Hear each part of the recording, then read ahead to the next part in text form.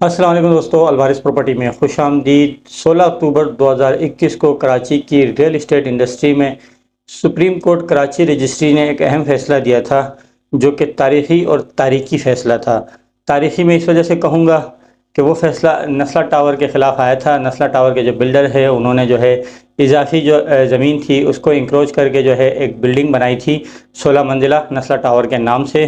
اور اس پہ جو این او سیز تھے، یعنی جتنی بھی ڈاکومنٹیشن تھی، وہ سرکاری اداروں سے تمام کی تمام کلیئر کرائی گئی تھی۔ تو جو فیصلہ سنایا گیا تھا اس میں تقریباً جو نسلہ ٹاور کے بلڈر ہیں اور 15 کے قریب جو سرکاری افسران ہیں، اعلیٰ عہدیداران ہیں، جنہوں نے جو ہے اس کی این او سی دی تھی اور ڈاکومنٹیشن کی بنانے میں مدد دی تھی، ان سب کے خلاف جو ہے سپریم کورٹ نے سزا کا فیصلہ سنایا، اور انہیں باقاعدہ جو ہے گرفتار کیا گیا اور انہیں سزا سنائی گئی۔ تو کراچی میں اتنے بڑے بلڈر کے خلاف جو ہے کارروائی کرنا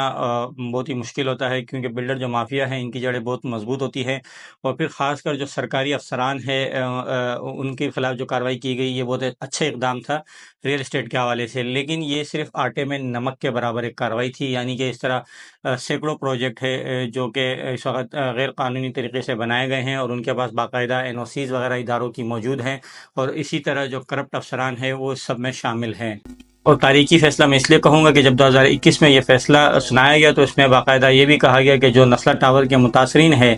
ان کو جو ہے 3 ماہ کے اندر اندر ان کا معاوضہ ادا کیا جائے، کیونکہ وہ جو متاثرین تھے انہوں نے انہی این او سیز کی بنیاد پہ ہی جو ہے یہاں پہ انویسٹمنٹ کی تھی اور پرچیزنگ کی تھی۔ لیکن کل بروز جمعرات 25 اپریل 2024 کو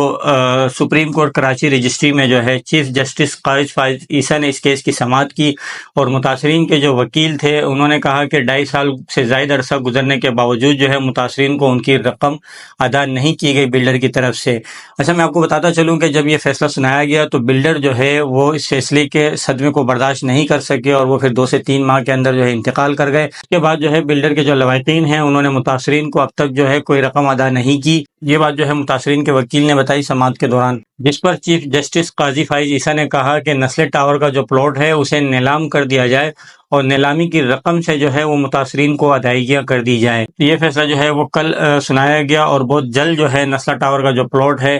وہ نیلامی کے لیے مارکیٹ میں پیش کر دیا جائے گا، اور یہ ساری کارروائی جو ہے کراچی کمشنر کے اندر میں ہوگی، کیونکہ یہ پلاٹ جب 2021 میں اس کا فیصلہ سنایا گیا تو اس پلاٹ کو جو ہے وہ کراچی کمشنر کے ہینڈ اوور کر دیا گیا۔ اب اسی کو جو ہے وہ نیلامی کا پروسیس یہیں سے آگے شروع ہوگا، اور کراچی کے جو مختلف بڑے اخبارات ہیں جس میں جنگ ہے، ڈون ہے، دی نیوز ہے اور کاوش وغیرہ، ان سب اخبارات میں جو ہے باقاعدہ اشتہار شائع کیا جائے گا نیلامی کا۔ تو نیلامی میں جو ہے کوئی بھی شخص شرکت کر سکتا ہے، اور زیادہ سے زیادہ بولی لگانے والے کو جو ہے یہ پلاٹ دیا جائے گا، اور یہ پلاٹ جو ہے وہ بذریعہ کورٹ ٹرانسفر ہوگا، کیونکہ یہ کورٹ ڈسپیوٹڈ پلاٹ ہے۔ ابھی جو ٹرانسفر ہے یہ کورٹ کے ہی ذریعے کیا جائے گا، اور جو رقم ہے وہ متاثرین میں جو ہے تقسیم کی جائے گی۔ اگر اس پلاٹ کی رقم جو ہے وہ متاثرین کی رقم سے زیادہ ہوتی ہے تو بقیہ جو رقم ہے وہ بلڈر کے جو لواحقین ہیں، جو وارثین ہیں، ان کو ٹرانسفر کر دی جائے گی، کیونکہ چیف جسٹس قاضی فائز عیسیٰ نے یہ بھی کہا کہ جو بلڈر کے لواحقین ہیں، وارثین ہیں، ان کا بھی ڈیٹا جو ہے وہ ان کو فراہم کیا جائے، اور اس ساری کارروائی کا جو بھی عمل ہے اس کی ایک ایک جو ہے رپورٹ ہے وہ بھی کورٹ کو پیش کی جائے۔ تو بہت جلد جو ہے یہ پلاٹ آپ کو نیلامی کے لیے مارکیٹ میں دستیاب ہوگا۔ اس کے علاوہ جو دوسری سماعت تھی وہ تھی گجر نالہ، محمود آباد نالہ اور اورنگی نالہ کے جو تجاوزات تھے، جس میں لوگوں کے مکانات توڑے گئے تھے، ان کا جو سماعت ہوئی۔ تو جو متاثرین تھے ان کے وکیل پیش ہوئے، اور متاثرین کے وکیل نے کہا کہ ہمیں اب تک جو ہے زمین الاٹ نہیں کی گئی، نہ ہمیں زمین بتائی جا رہی ہے کہ زمین کہاں پہ دی جائے گی۔ تو سندھ گورنمنٹ کے جو وکیل تھے ایڈوکیٹ جنرل سندھ، انہوں نے کہا کہ اب تک جو ہے وہ 6932 کے قریب جو متاثرین ہیں ان تینوں نالوں کے وہ رجسٹرڈ ہوئے ہیں، اور ان کو جو ہے 80 مربع گز کا جو پلاٹ ہے وہ ملیر میں الاٹ کیا جائے گا۔ اب ملیر میں کہاں پہ الاٹ کیا جائے گا یہ ایگزیکٹ لوکیشن تو انہوں نے نہیں بتائی، اور 10 لاکھ روپے جو ہے وہ ان کو بنانے کے لیے دیے جا رہے تھے سندھ گورنمنٹ کی طرف سے، جس پر جو ہے متاثرین نے کہیں آبجیکشن کیا ہوگا کہ ہمیں یہ رقم کم ہے مکان بنانے کے لیے۔ تو اب یہ معاملہ جو ہے پاکستان انجینئرنگ کونسل کو بھیج دیا گیا ہے سندھ گورنمنٹ کی طرف سے، اور وہاں سے جو بھی اس کی جو ویلیویشن ہے وہ آئے گی کہ اس کا جو